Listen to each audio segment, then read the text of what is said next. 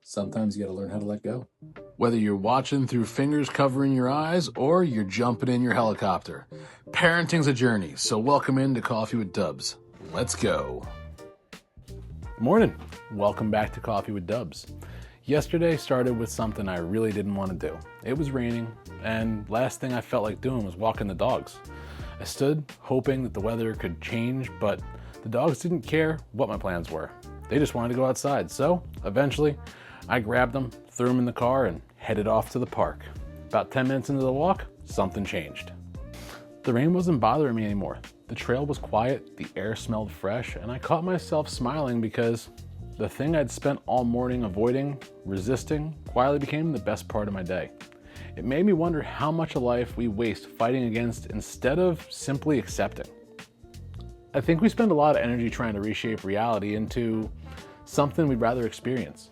We convince ourselves we'll be happier once circumstances improve or once people start behaving the way we think they should. The problem is that life doesn't wait for us to approve of it. It simply keeps moving and inviting us to either participate or continue resisting.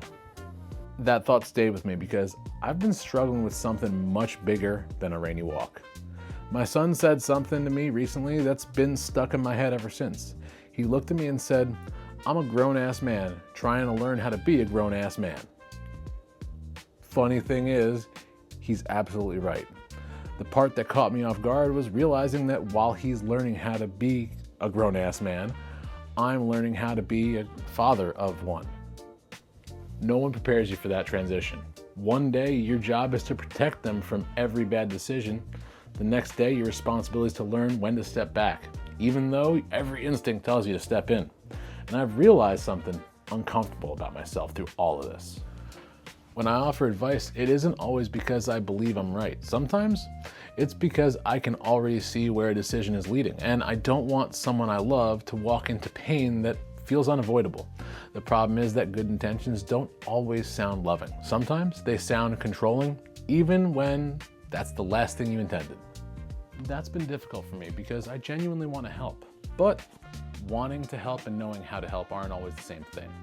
There's been conversations where I felt like I was sharing wisdom, but in actuality, I was managing someone else's journey because watching them struggle made me uncomfortable. And I think that's something that a lot of us tend to do. We believe that if we explain things clearly enough, the other person will change. If we present enough evidence, they'll suddenly understand.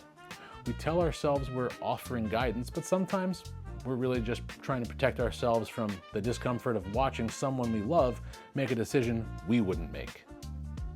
Truth is, people rarely change because someone else made the perfect argument. They change when experience finally catches up with the advice they've been hearing all along, but chose to ignore.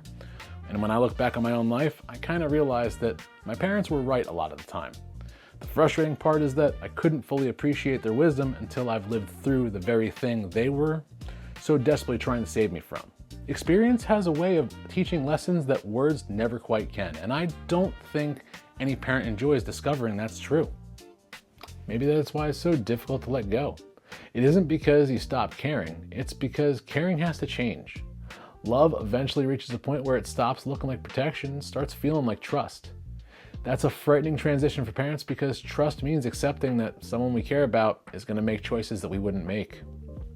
I'm beginning to think that's the hardest part of loving another human being too. Not because they're doing life wrong, but because they're doing life differently than we would. And there's a huge difference. We often mistake disagreement for danger, when sometimes it's simply another person finding their own path the same way we found our own. That doesn't mean you stop being honest. It doesn't mean you stop sharing your perspective. It means you stop believing it's your job to live someone's life for them. Honestly, maybe the best thing we could do for people isn't advice. Maybe it's becoming the kind of person they know they can come to after life teaches its lesson. No judgment, no I told you so's, just someone who never stopped fully believing they were capable of growing. And I'm still learning that. Honestly, I probably always will be.